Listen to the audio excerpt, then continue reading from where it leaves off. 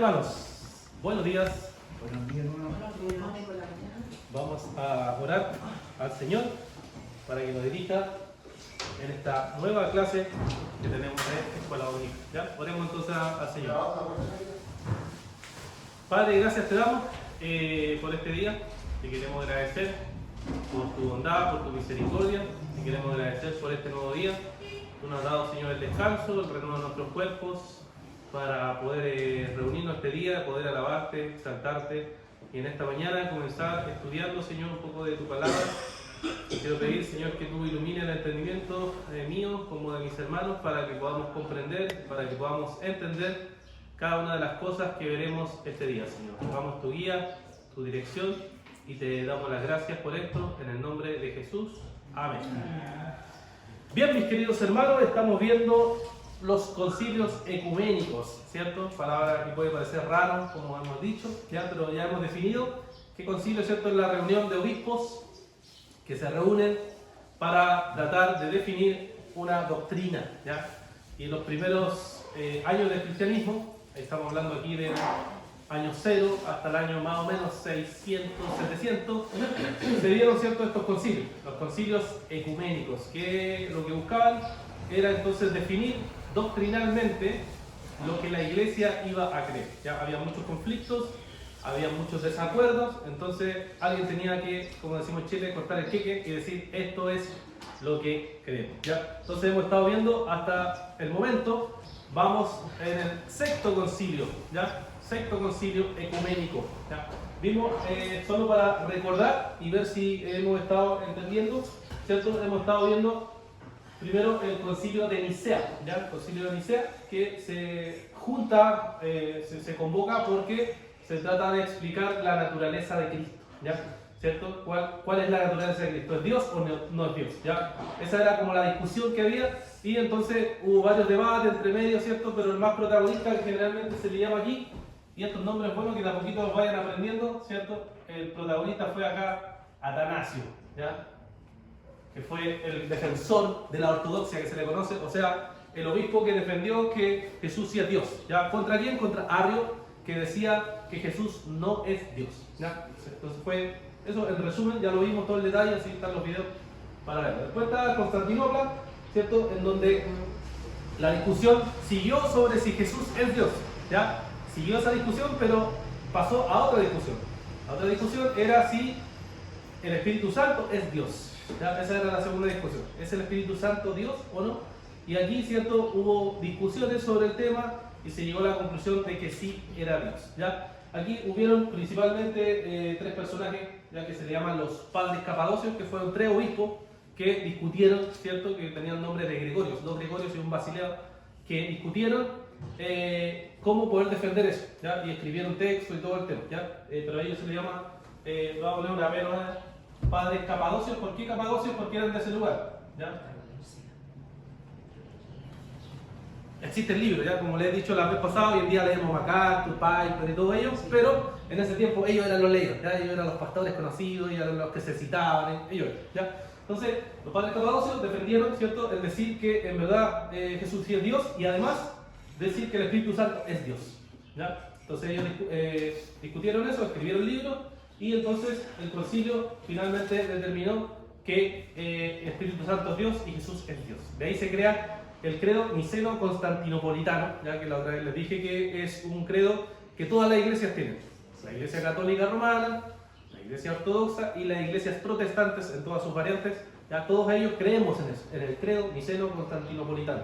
Es una definición ortodoxa, o sea, ese credo lo que dice es que Jesús es Dios, el Dios Padre Dios y el Espíritu Santo Dios. De ahí el concepto, ¿cierto?, de la Trinidad, ¿ya?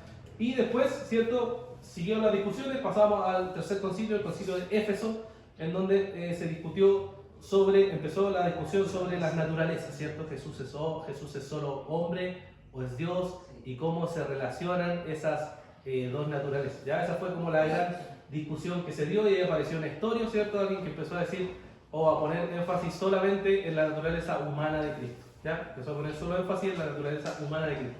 Y creó, ¿cierto?, la controversia y, bueno, quien discutió principalmente con él se le conoce como Cirilo, ¿ya?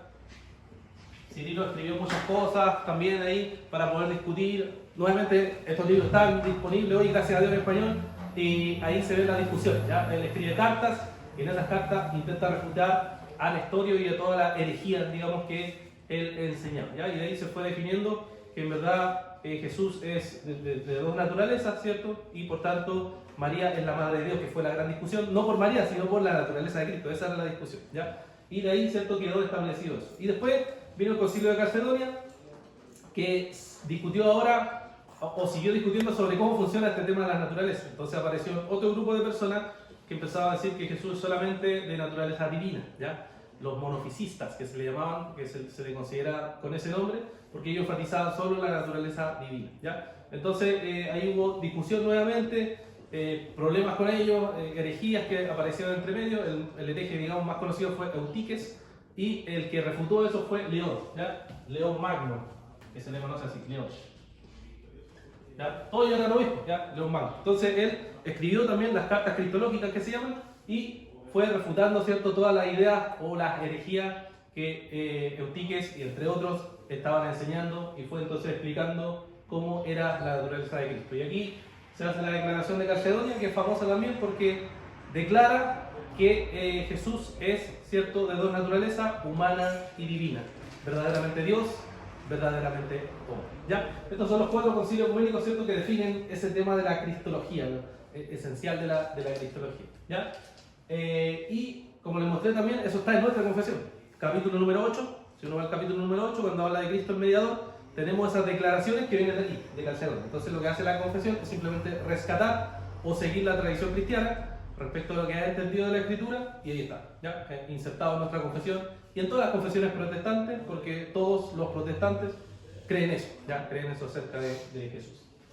Y bueno, ya la semana pasada vimos el Constantinopla II, que más que tener una pelea definitiva sobre algo, fue, ¿cierto?, corregir o sacar algunos autores, ¿ya? Los 3 autores, se le llaman los 3 títulos, eran 3 autores que para el concilio eran sospechosos de la doctrina que había enseñado Eutiques, o sospechosos de la doctrina que había enseñado Nestorio, o sea, que definían o distorsionaban lo que los concilios habían determinado acerca de la naturaleza de Cristo, ¿ya? Entonces, más que todo condenaron eso, condenaron 3 autores que lo vimos la semana pasada, 3 autores que, ¿cierto?, eran sospechosos, ¿ya? Bueno, hasta ahí hemos visto. Me gustaría saber si se está entendiendo, la idea es que lo entiendan, ¿ya? Si es mucha información, he tratado de condensarlo lo más simple posible para que lo entendamos, y por eso le hago estos cuadritos, cosa que le ayude a reforzar la información, ¿ya? ¿Alguien tiene alguna duda, algún comentario, alguna pregunta, algo que no se haya entendido sobre esto? ¿Por qué estamos viendo los concilios ecuménicos? Porque vimos, recuerden, nuestra confesión dice en el capítulo 1, sección 10, que la Escritura es la máxima autoridad y que con la Escritura debemos examinar todas estas cosas. Dice concilio, por ejemplo, ¿ya? Y estos son los concilios ecuménicos deben ser examinados y decir, ¿es esto bíblico? Hasta ahora, hasta el cuarto, hasta el quinto, hemos visto que no hay nada contra la Biblia, sino al contrario, que la Biblia, ¿cierto?, afirma estas cosas, e incluso nuestra confesión afirma estas cosas siguiendo lo que la tradición cristiana nos dice, ¿ya? Bueno, ¿algún comentario, alguna pregunta? Solamente preguntar, ¿cómo se llega al final a la determinación de hacer un concilio? Por ejemplo, usted hablaba de Calcedonia, por ejemplo, de herejías que se presentaron, ¿verdad? Pero ¿cómo se llega al final entonces en que ya no podemos seguir escuchando esto o diciendo esto otro? Entonces se llega a la determinación de hacer este concilio para poder estudiar estos temas. Ya, sí, lo primero que... Es una buena pregunta, hermana. Buena pregunta. Lo primero que hay que tener en la mente acá es algo que no estamos acostumbrados en este tiempo. ¿Cuál es? Que la política y la religión están mezcladas. Sí. En el mundo antiguo están mezcladas, no están separadas. Eso de estar separados hoy en día es moderno, de este tiempo. Pero cuando uno se va a este tiempo, política y religión están mezcladas. Entonces, hemos visto que el que convocaba los concilios, la mayoría de las veces eran emperadores. ¿Ya? El primero, el más famoso, ¿cierto? Nicea, que fue Constantino, ¿ya? El más famoso. Que dicen que se convirtió, vio una luz y todo ese tema, que yo les he dicho que la mayoría cree, hay gente que duda que si verdaderamente se convirtió, pero la mayoría cree que fue verdad, porque estaba tratando de cuidar, ¿cierto?, la doctrina, pero a la vez, como era emperador, estaba tratando de cuidar el imperio, las divisiones políticas que había. Entonces, todos los concilios, aparte de lo que hemos visto bíblico, doctrinal, aparte de eso había temas políticos. Entonces, en esos temas políticos, cuando había división, quedaban fracciones y se pueden imaginar un imperio dividido creaba problemas. Entonces, los emperadores lo que buscaban era generalmente mantener la unidad. Entonces, era religioso y político. Claro.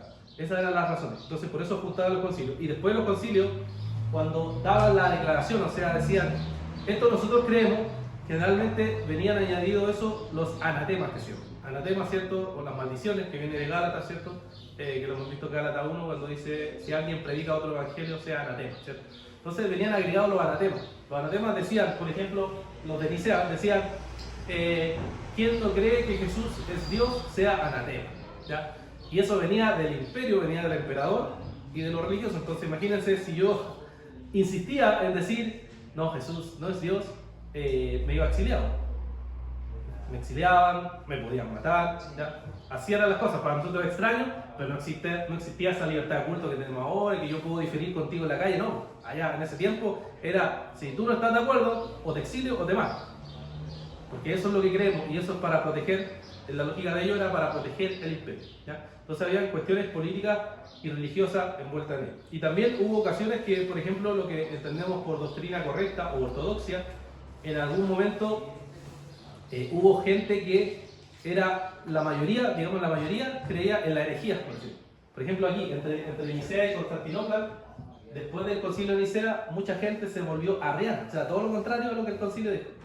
Porque Arrio empezó a ir por distintos lugares, fue convenciendo obispos, ya, bueno, sé que es político religioso, y tuvo tanta fuerza que hubo un tiempo en que parecía que el arrianismo tenía todo el poder. Y este personaje que les nombré aquí, por eso Atanasio, por eso les digo que solo les doy condensada esta información, porque Atanasio, por ejemplo, fue exiliado 5 veces.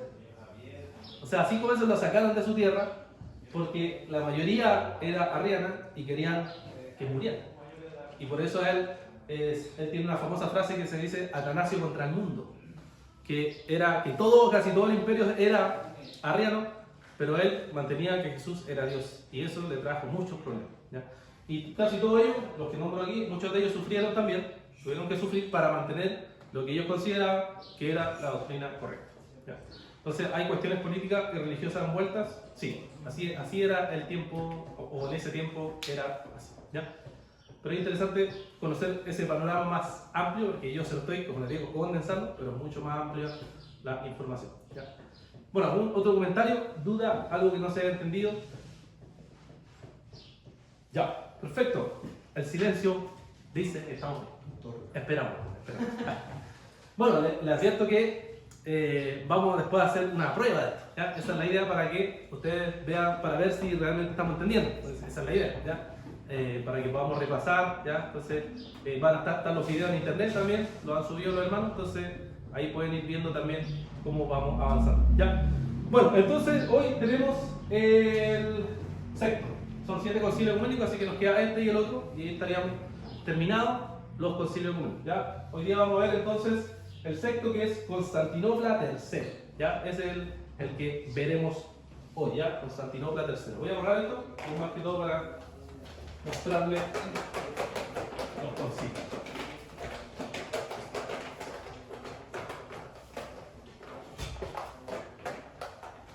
Ya. ¿Qué pasó? Bueno, terminó el concilio anterior, se condenaron a estos autores sospechosos que dijimos la semana pasada, que la gente veía ahí como medio extraño lo que están enseñando. Y entonces el imperio, ¿cierto?, sufrió un problema. ¿Cuál es el problema? El problema es que el imperio ahora estaba siendo invadido, ¿ya? Estaban llegando los persas, estaban llegando los árabes, ¿cierto?, a atacar al imperio. Y entonces el imperio se tuvo que proteger cuando vienen a atacar, ¿cierto? Bueno, y lamentablemente igual eso todavía ha pasado, como la guerra en Medio Oriente, por ejemplo, ahora, ¿cierto? Que subió los precios, que lo hemos estado viendo. Entonces en ese tiempo hubo una guerra, empezaron a atacar al imperio, y como empezaron a atacar al imperio, lo que empezó a hacer el imperio es replegarse, o sea, protegerse, ¿cierto? Y entonces como ellos estaban buscando protegerse, lo que ellos buscaban era que en esa protección que ellos tuvieran, pudiera haber unidad, ¿ya?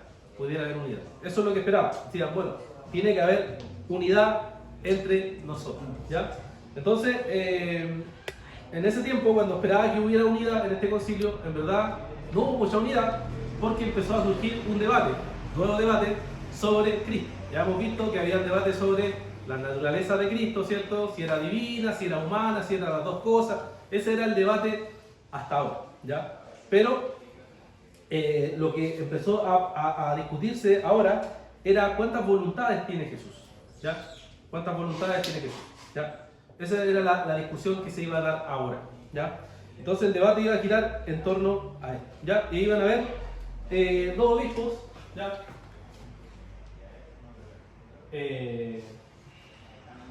Sergio, vamos. Sergio Ramos no. Sergio y Heraclio, ¿verdad? Bueno, estas dos personas ya iban a discutir el asunto de las voluntades de Jesús. ¿Cuántas voluntades tiene Jesús? Esa era la gran pregunta, ¿ya? ¿Cuántas voluntades tiene Jesús? Y bueno, ellos argumentaban que Jesús tenía una sola voluntad, ¿ya? Una sola voluntad, y debido a eso a ellos se le conoce como mono, que es uno, monotelismo.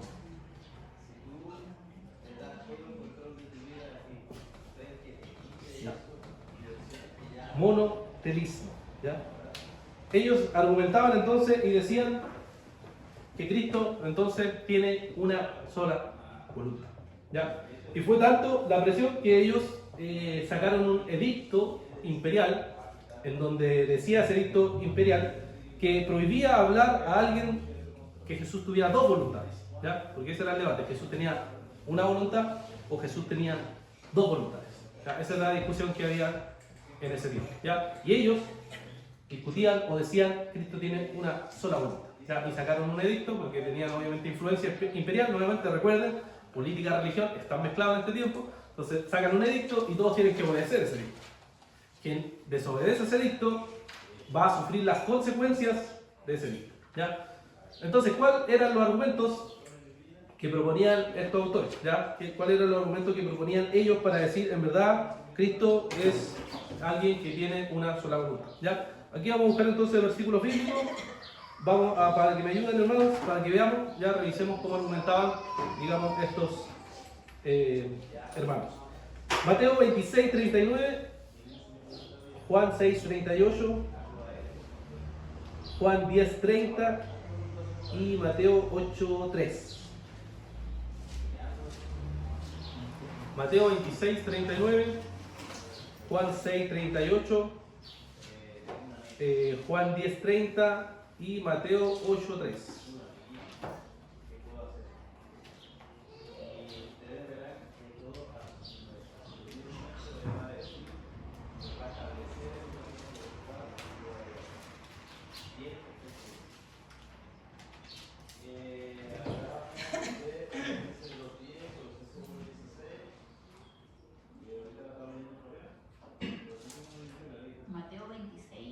Mateo 26, 39, Juan 6, 38, Juan 10, 30 y Mateo 8, 3. Ya no, sí. Y adelantándose un poco, cayó sobre su rostro, orando y diciendo: Padre mío, si es posible, que pase de mí esta copa, pero no sea como yo quiero, sino como tú quieras. Gracias, hermano. Bueno, ahí tenemos, ¿cierto?, a Jesús orando, Getsemaní, 26, 39, que leyó nuestro hermano. ¿Cierto? Dice que cae el rostro, sobre su rostro, orando, y dice: Padre mío, si es posible, que pase de mí esta copa, pero no sea como yo quiero, sino como tú quieras. ¿Ya? Lo que enfatizaban aquí, Sergio y Heraclio, lo que enfatizaban era la frase donde dice: no sea como yo quiero, sino como tú quieras. ¿Ya? Y ellos decían lo siguiente: decían que Jesús diga eso apunta a que hay una sola voluntad. ¿Por qué? Porque el Padre conmigo estoy pidiendo que se haga la voluntad del Padre, y por tanto no hay una voluntad humana mía, sino que hay una voluntad divina mía. Amén. entonces dice que se haga su voluntad. ¿Ya? Eso es lo que ellos argumentaban para decir que Cristo tiene una sola voluntad. ¿Ya? Otro versículo, los otros versículos que vimos. Amén. ¿Ya? ¿Cuál vimos? Yo tengo Juan 10:30. 10:30, ¿ya? Yo y el Padre uno somos. Ya, perfecto, ¿cierto? Yo y el Padre uno son. Ellos decían, ¿cierto? Que entonces, al decir yo y el Padre somos uno, entonces tenemos una sola voluntad, la voluntad divina. Nada más, no hay voluntad humana, sino que hay solo voluntad divina. ¿Ya? Los otros versículos, Juan 6:38 y Mateo 8:3. 8:3. Amén. Ujú. Jesús extendió la mano y le tocó, diciendo, quiero. Se limpió y al instante su lepra desapareció. Ya, ¿cierto? Aquí dice que Jesús lo que estaba haciendo era la voluntad divina, ¿cierto? De sanar, y por tanto no había una voluntad humana de él mismo de querer sanar, sino que simplemente era Dios Padre influyendo en Dios Hijo para sanar. ¿Ya? Esa era la lógica que ellos planteaban. Y nos queda un versículo, no sé cuál me acuerdo que queda, el Juan 6. 38. Juan 6:38. Dice, porque he descendido del cielo no para hacer mi voluntad, sino la voluntad del que me envió. Ya, ¿cierto? Nuevamente, ¿cuál es el argumento? Es que Jesús vino a hacer la voluntad del Padre. Como vino a hacer la voluntad del Padre, entonces la voluntad humana de Cristo está absorbida, no existe, o es pasiva por lo menos. ¿Ya? Esa era la lógica que planteaban, ¿cierto? Este movimiento, el monotelismo. ¿Ya? Es como decir que él no se mandaba solo, como decimos nosotros. Eh, Se sometía a su padre. Sí, pero más que eso, es más que eso. Está diciendo que no solo no se mandaba solo, sino que Jesús no tenía una voluntad humana. Eso es lo que decía. ¿Ya? Es como que en otras palabras dijeran como que no pensara por sí mismo.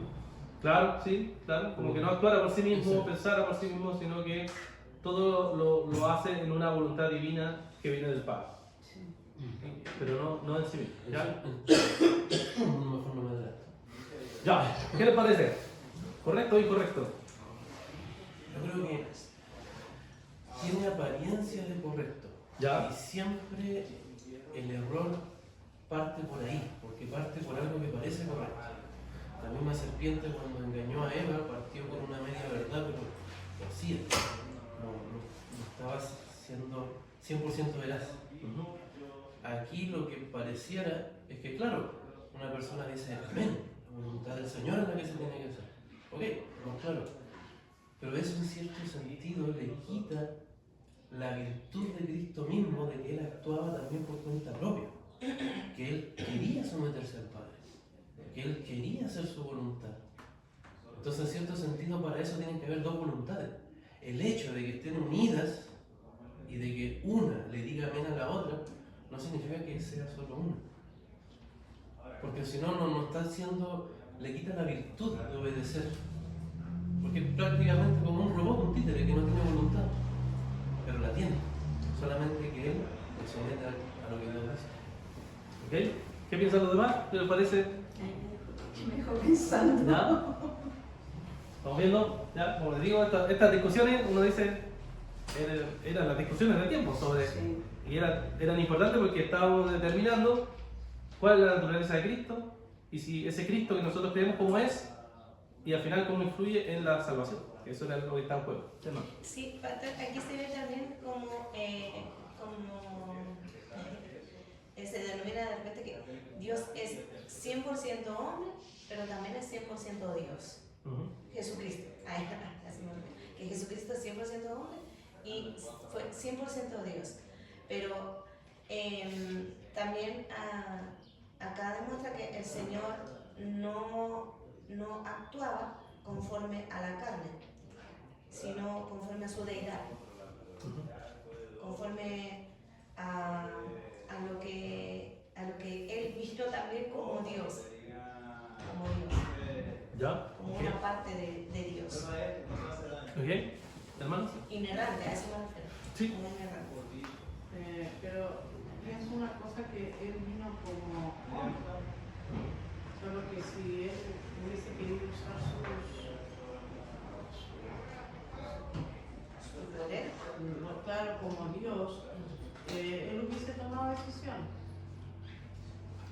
y hubiese dicho ya hago esto, pero él siempre iba y preguntaba. Es lo que quizás nos falta a nosotros. En nuestra humanidad, obviamente él sabemos que él es sin pecado, ¿cierto? Él es sin pecado, pero también él tenía necesidades como las que tenemos nosotros, ¿cierto? Él lloró, él tuvo hambre, él tuvo sed, qué sé yo, cuántas cosas. Entonces, yo creo que sí, él dependía de la voluntad del Padre. O sea, para él era importantísimo someterse a la voluntad del Padre, porque él no quería ir a la cruz. Y ahí lo dice, él le dice, si es posible pasar esta cosa, pero que no se haga mi voluntad. La voluntad de él, por lo que dice esa oración, es que él hubiese querido a lo mejor saltarse ese paso. Pero él dijo que no se haga mi voluntad, sino la tuya. ¿Ya? Ahí no sé. Ahí veremos, ¿verdad? Bueno, yo creo que él tiene dos voluntades, la voluntad divina y la voluntad humana. Porque cuando él hizo milagros, los milagros, si bien es cierto, estaban siempre conectados con el Señor, pero era porque los dos eran uno solo. Porque siempre decían la palabra. Entonces, él siempre es como que realizaba en el fondo. Voy a hacer tal cosa, ¿qué te parece? Una cosa así. Pero yo creo que son dos voluntades distintas, una de la otra. Ya, perfecto, hermano. Bien, hay que pensar estos temas, ¿ya? Estamos viendo, ¿cierto?, el sexto concilio ecuménico, concilio de Constantinopla III. Hermano, sí. Que pensando, pastor, yo creo que Jesús actuaba con sus dos naturalezas y ahí se manifestaban sus dos voluntades, la voluntad humana y la voluntad divina. Y yo creo que ahí actuaban esas dos voluntades. Sí, también, pastor, es que el versículo 23 del capítulo 5 también nos dice de que todos, para que todos honren al Hijo como honran al Padre. El que no honra al Hijo, no honra al Padre que le envió. Entonces, de alguna forma, él tenía que mostrar la imagen del Padre, porque él imitaba todo lo que hacía el Padre. En un momento él sanó, me parece, paralítico, y le dijo, mi Padre hasta ahora trabaja. Y él siempre dándole la honra también al Padre. Y así también sometiéndose a su voluntad también, sometiéndose a la voluntad, porque él también se hace llamar el Hijo de Dios en el capítulo 5, también como que les dice, lo que veo hacer a mi Padre, yo lo hago. Entonces él de alguna forma también siempre estaba honrando al Padre. ¿Ya? Hermano. O sea, al tener, siento que las dos partes, siento que cuando él va y pide, no sé, siento que pide ayuda, es pensando en esa humanidad, como ese ser que somos nosotros, porque al ser él fue como nosotros. Entonces siento que cuando está como así en aprietos, es como, Señor, ayúdame, porque está este cuerpo queriendo hacer lo que tú no quieres. Entonces, como que por eso lo veo, al tener la divinidad es cuando él dice, Señor, échame la manito aquí, porque siento que no lo estoy, o me estoy pensando en algo que no debo. Entonces, como ahí siento que hay en otras partes que él estaba seguro de lo que tenía que hacer. O sea, el Señor le daba esa seguridad, pero al estar esta parte humana, estaba el pecado en ellos. Entonces, era como el querer que me hiciera la voluntad del Padre. Ya, perfecto. Bueno, ven que era complejo y hemos estado viendo en todos los concilios ecuménicos que todos usan la Biblia. Los dos lados usan la Biblia, los que después terminan siendo herejes y los que después se terminan diciendo que es la doctrina correcta o la ortodoxia, que es como se llama. Entonces, aquí ellos usaban la Biblia por los versículos que vimos, ¿cierto? Y decían que Cristo en verdad tiene una sola voluntad, ¿ya? Pero ellos tenían el poder del imperio, por eso política y religión mezclado en ese tiempo. Ellos eran los que habían dado un edicto, entonces todos tenían que obedecer, pero apareció alguien que tuvo un desacuerdo, ¿ya? ¿Quién? Ya, Máximo se llama.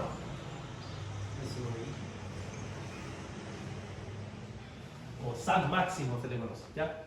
Máximo fue un obispo, ¿cierto? Que estando en este contexto de la discusión, acuérdense que lo que querían prevalecer aquí era la unión. Querían que se mantuviera la unión del imperio porque los persas estaban atacando. Entonces ellos decían, ya, dejemos esta discusión aquí, hagamos un edicto, todos listos, obedezcamos todos. Pero Máximo dijo, a ver, no sé, yo leo la Biblia y leo otra cosa. ¿Ya? Yo leo la escritura y leo otra cosa. ¿Ya? ¿Qué es lo que leía Máximo? Vamos a ver algunos versículos. ¿Ya? Nuevamente Mateo 26:39, Lucas 22:42, Mateo 26:41, Juan 12:27, ya no hay más por si acaso. Marcos 6:48, ya ahí vamos a parar, si no va a hacer mucho. Ya, repito, Mateo 26:39, Lucas 22:42, Mateo 26:41, Juan 12:27 y Marcos 6:48. Marcos 6:48. Sí.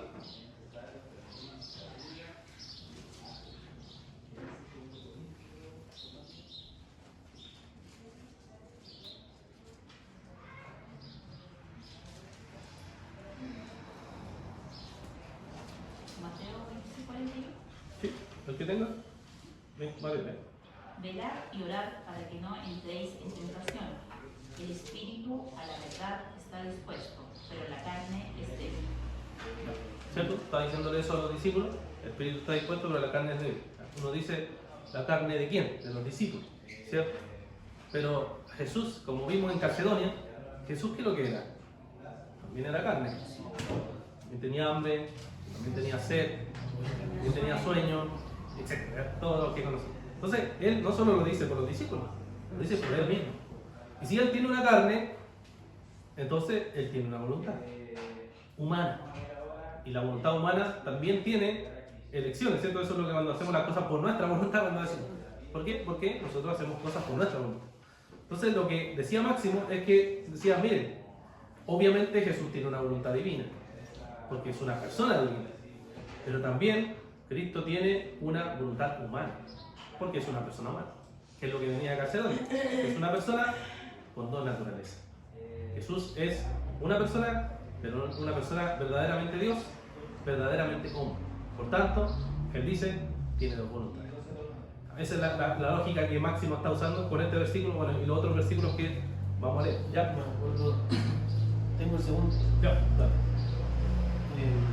Lucas 22:42. Ya. Diciendo, Padre, si quieres, pasa de mí esta copa, pero no se haga mi voluntad, sino la tuya. ¿Ya? O sea, hay una distinción de voluntades, ¿no? O sea, no se haga mi voluntad, yo tengo voluntad, sino la tuya. Entonces Jesús dice ahí, yo tengo una voluntad humana y mi Padre tiene su propia voluntad divina. Aunque esto sin anular que Cristo tiene voluntad divina también, ¿ya? Pero eso ya es otro tema, ¿ya? Pero fíjense que está haciendo una distinción ahí. Que se haga mi voluntad, que se haga tu voluntad. O sea, que estén unidos no significa que no haya voluntad de Cristo, sino que Él también tiene una voluntad, ¿ya? ¿Otro versículo? Mateo 26:41 dice, velad y orad para que no entréis en tentación. El espíritu a la verdad está dispuesto. Creo que ya lo leímos, pero es débil. creo que alguien lo leyó. Bueno, una sala no llega. Gracias, hermano. Ah, bueno. ¿Otro versículo? Juan 12:27. Marcos 6:48.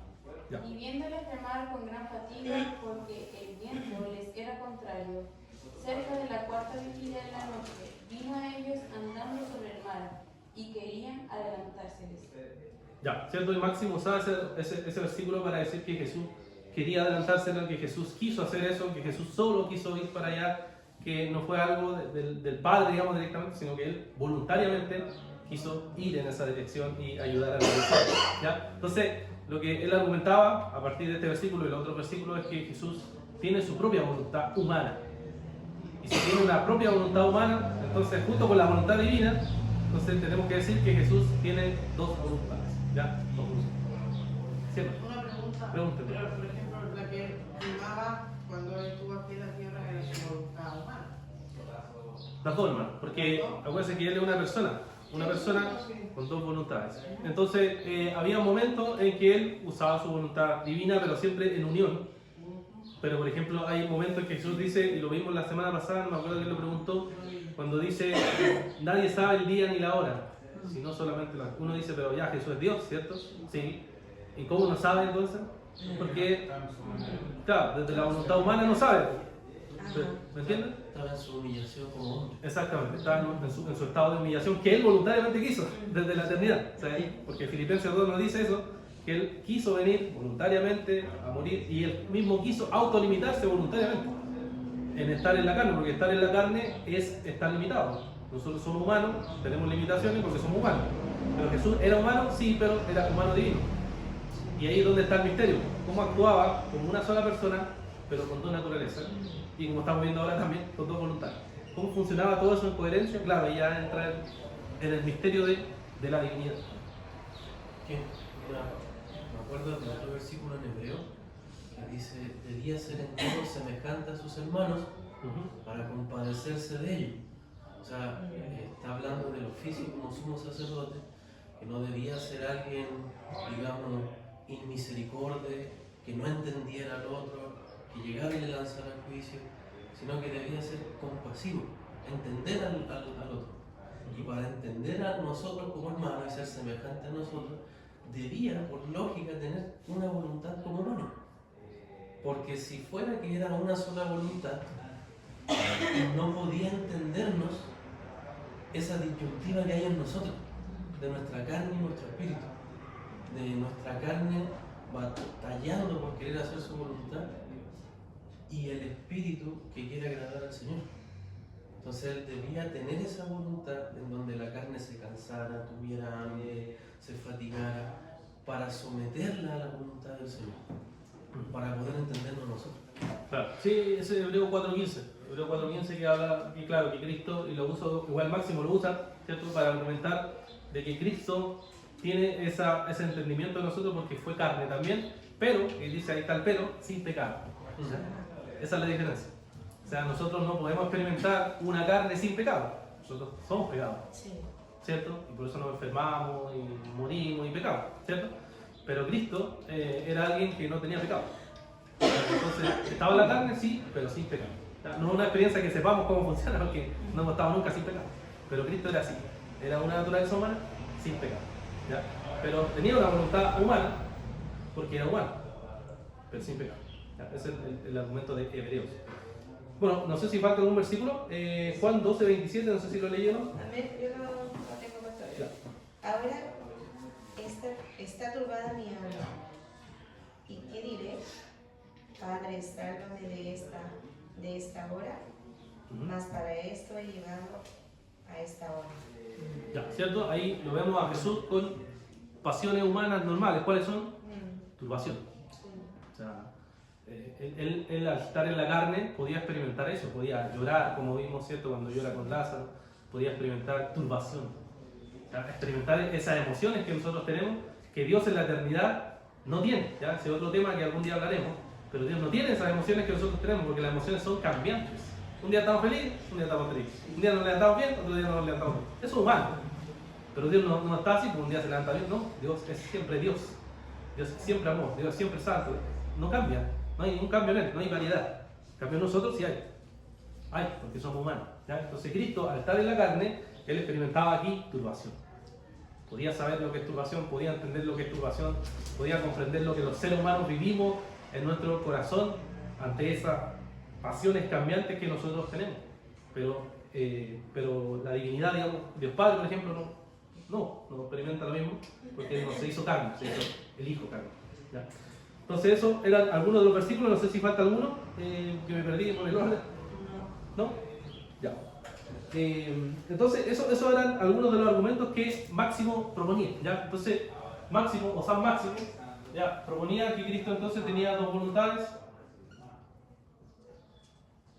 Y entonces, a ver, digamos, esta postura se llamó dotelismo, ¿ya? Diferencia monotelismo, ¿ya? Entonces, él empezó a discutir con ellos empezaron intercambio de cartas como era el tiempo, ¿cierto? Ellos decían algo, mandaban una carta y él mandaba otra carta, ¿ya? Y ahí discutían sobre estos argumentos quién tenía la razón. Pero acuérdense que ellos tenían el poder imperial. Y como tenían el poder imperial, a Máximo, ¿cierto?, no le permitían que enseñara estas cosas. Y entonces a Máximo se le empezó a perseguir. Se le empezó a perseguir, se le encarceló y se le torturó. ¿Ya? ¿Cómo se le torturó? Ya que Máximo era bueno para hablar porque dicen que era muy bonito, hablaba muy bien, entonces se le cortó la lengua para que dejara hablar. Pero Máximo seguía. ¿Qué hacía? No tengo lengua, pero escribo. Entonces escribía, ¿qué le hicieron? ¡Pam! Le cortaron la lengua. Y de ahí el famoso Máximo, a él se le llama Máximo el confesor. Claro. ¿Por qué? Porque confesaba. ¿Qué confesaba? Confesaba que Cristo tiene dos voluntades. No una. Tiene dos voluntades. Ellos obviamente se opusieron y lo torturaron, y por eso es conocido como Máximo el confesor. Por confesar lo que él veía que la Escritura enseñaba. Que él estaba convencido que la Escritura enseñaba esas cosas. Bueno, ¿qué pasó con el tiempo? Este tiempo de discusión, obviamente Máximo muere al final, por las torturas y todo lo que tuvo que sufrir, pero finalmente la cristiandad llega a la conclusión, después de toda esta turbación, los persas atacando, los cristianos divididos, preocupados qué va a pasar con el imperio, ya como nos preocupamos nosotros con el alza de petróleo, ya, ellos se preocupaban por que podía ser destruido el imperio. Entonces por eso ellos tomaban esta medida, Máximo por otro lado escribiendo cartas, y finalmente muere, pero finalmente la cristiandad se da cuenta que quien tenía la razón era Máximo. ¿Ya? No ellos. Aunque habían tenido el poder y todo el tema, finalmente concluyen que Máximo había entendido bien la Escritura, había interpretado bien la Escritura, y por tanto lo que él decía era correcto, era lo que la Biblia enseñaba, era lo que la Escritura enseñaba. ¿Ya? Y entonces de ahí en adelante, el sexto concilio ecuménico, que dijimos que era Constantinopla III, declara y afirma que la doctrina correcta es decir que Jesús tiene dos voluntades. ¿Ya? Siguiendo la lógica que hemos visto hacia atrás, Jesús es una persona que tiene dos naturalezas, humana y divina, y por tanto tiene dos voluntades. Pero en todo esto Cristo actúa como una sola persona. ¿Ya? Esa es parte de los misterios. ¿Ya? Y entonces la cristiandad, toda, nuevamente, volviendo a lo que vimos al principio, este concilio ecuménico, ¿cierto?, es reconocido, aceptado por la mayoría de la cristiandad, o sea, la Iglesia Católica Romana, la Iglesia Ortodoxa y los protestantes. ¿Ya? Algunos protestantes por ahí tienen sus dudas sobre esto, pero en general se reconoce como esto es la doctrina correcta. ¿Ya? Esto es lo correcto, esto es lo que deberíamos creer y entender acerca de lo que es Cristo, acerca de la naturaleza de Cristo. ¿Ya? Eso es lo que llegan a la conclusión. Y de ahí, ¿cierto?, como siempre le he dicho, crean un decreto imperial, esto es lo que cree el cristianismo, y a aquel que se niega a creer esto, lo anatema, ¿ya?, que son las maldiciones. ¿Ya? Maldito aquel que no crea esto, maldito aquel que no afirme esto. Y bueno, en este contexto, como le he dicho también, había persecución. La idea de que nosotros, por ejemplo, ahora estamos enseñando esto y en otra iglesia están enseñando otra cosa, eso es algo moderno. Antiguamente, no, pues se perseguía. Si alguien no estaba de acuerdo, se le perseguía. ¿Ya? Así era el mundo antiguo. ¿Ya? Entonces el cristianismo llegó a esta conclusión y finalmente Máximo el confesor terminó afirmando y diciendo esto es lo que la Biblia dice, no alcanzó a ver su fruto, pero por lo menos fue fiel a lo que él creyó acerca de las Escrituras, lo cual obviamente nos llama a nosotros a ser fieles también cuando creemos algo de la Biblia. Y si hay persecución de entre medio, eso ha pasado siempre para ser fiel a la palabra del Señor. A veces tenemos que enfrentar cosas muy difíciles, pero hay que ser fiel a lo que uno entiende de la Escritura. ¿Ya? Bueno, preguntas, comentarios, reflexiones sobre esto que hemos visto. Mi hermano. Sí, aportar un poco de lo que hablaba Máximo, el confesor que le decían que defendía el diotelismo, que decía que la voluntad era un elemento esencial del humano. Por lo tanto, negar la voluntad de Cristo era negar lo que Él asumió por nosotros en la cruz. Y se contradecía contra la doctrina de la salvación también. Entonces, negarle la voluntad a Cristo era eso, equivalía a eso. Correcto. Sí, claro, por eso hemos visto, uno puede decir, oye, estas discusiones, ¿qué fruto tienen? ¿Ya? Estas discusiones parecen discusiones sin ningún sentido, sin ningún propósito, pero todas las discusiones que hemos visto tenían que ver acerca de la naturaleza de Cristo, que se llama cristología. Si uno tiene una doctrina equivocada de Cristo, influye en la salvación. Influye en la salvación. Pero si Cristo, la Biblia dice que Cristo asumió la naturaleza humana, entonces es realmente humano, y por tanto él realmente puede pagar por lo humano y puede entender, como hemos visto con Hebreos también, puede entender a lo humano en las distintas luchas que enfrentamos. Entonces no es meramente una discusión intelectual o una discusión que se da porque sí, sino que son discusiones para definir bien lo que nosotros creemos y cómo influye en la salvación de cada uno de nosotros. ¿Ya? Entonces esa era la importancia que veía Máximo, por eso como mantuvo hasta el final, o como vimos hacia atrás, que vimos que León, que vimos que los padres Capadocios, que vimos que Atanasio, y ahí todos ellos defendieron las doctrinas que veían en la Biblia, porque ellos pensaban que era muy importante no dejarlo así nomás, sino que era importante porque influía o iba a influenciar en lo que entendemos acerca de la salvación. ¿Ya? Y eso es parte de la doctrina. ¿Ya? Por eso hemos visto que el entendimiento doctrinal no nace de la Reforma Protestante, que es lo que siempre vemos nosotros, 1500 hacia adelante, pero en verdad las discusiones vienen desde el principio de la Iglesia, y la Iglesia desde el principio tuvo que definirse sobre estas cuestiones. ¿Ya? Mi hermano. Pero no, ¿era diotelismo o dotelismo? Yo había leído que era diotelismo, ¿no? ¿Fue lo mismo? Sí, dotelismo a veces se lee, sí. Es que a veces cambian algunas palabras, pero tendría que revisar mi hoja, pero tengo entendido que es dotelismo. Donde, a ver, déjame ver. Sí, tengo dotelismo. Pero bueno, el punto es que la naturaleza, ¿cierto? Como vemos, aquí se entendía el dotelismo como dos voluntades que tenía Cristo como persona, y el monotelismo, ¿cierto? Era la idea de que solamente se veía a Cristo con una voluntad. ¿Ya? Eso fue, en resumen, la discusión, y finalmente lo que como concilio con San Máximo, ¿cierto?, llegó a esa conclusión. ¿Ya? ¿Hay alguna pregunta? ¿Algún comentario? Si no, para ir finalizando esta clase. ¿Cierto? Sí, que no me quedo dando vuelta como los esclavos de allá usaron su poder, por así decir, la autoridad que les daba el imperio para perseguirlo, torturarlo al máximo, cortándole la lengua para que no hablara, y como vieron que seguía debatiendo contra ellos, o sea, exponiéndolo a la vista sus errores, le cortaron las manos después, lo torturaron, y me llama la atención cómo para imponerse sobre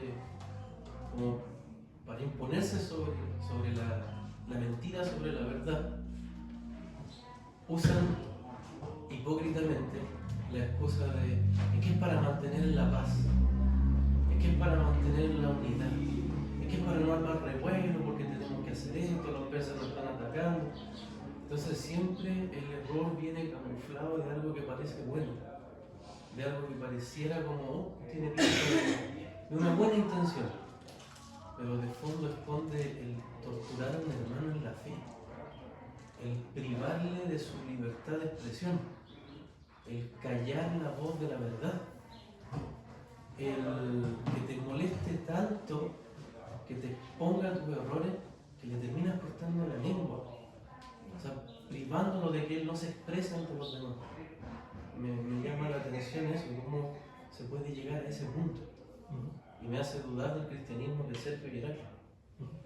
Sí, bueno, claro, coincido. Para nosotros, es que pensando con la mente moderna, para nosotros es terrible que no pueda uno expresar su diferencia sin ningún problema, pero solo recordar que esa forma de pensar es de ahora, porque en el mundo antiguo no existía la libertad como la entendemos, libertad de culto y todas esas cosas, o la libertad de opinión, no era tan abierto como lo es hoy, ¿ya? Pero a la vez, para ser justo, aunque ciertamente ellos usaban el poder, la ortodoxia también usó el poder en varias ocasiones, o sea, no fue solo de este lado, sino que cuando la iglesia tuvo el poder en sus manos, también persiguió a aquellos que no creían. Por ejemplo, vamos a poner el ejemplo de la Trinidad. Entonces mató gente porque no creía en la Trinidad, o porque no creía en cualquier cosa, igual se usó el poder imperial, o el poder de cierta rey, ¿ya? En cualquier momento de la historia. En el tiempo de los protestantes pasó lo mismo. Varias iglesias entre las denominaciones se persiguieron, se mataron, hubo guerra de religión, y así. O sea, ha sido de todos lados ha pasado en verdad esa historia, por lo menos lamentable, pero es parte de lo que ha pasado en la historia y no podemos ocultar que ha sido así en la historia. Bueno, ¿algún otro comentario o pregunta, hermanos? Si no, para orar y finalizar esta clase. Estamos viendo, bueno, como les dije, los concilios ecuménicos. La próxima semana terminamos con el último, que sería el 7º concilio ecuménico. Y después de eso, como les dije, vamos a hacer algunas preguntas para ver si estamos entendiendo esto.